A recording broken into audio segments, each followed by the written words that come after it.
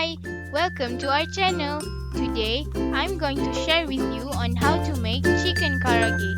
Firstly, cut the breast chicken into cubes. Then, coat it with egg white.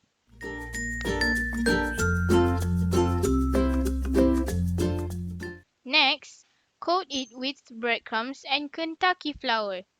Coat evenly.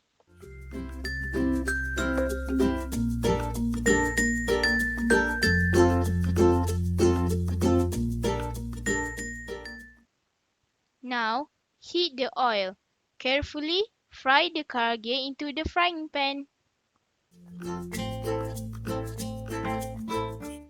Cooked until it turns golden color. Transfer them into the prepared plate and let them cool. Now enjoy your karage. It's so delicious. Oishi!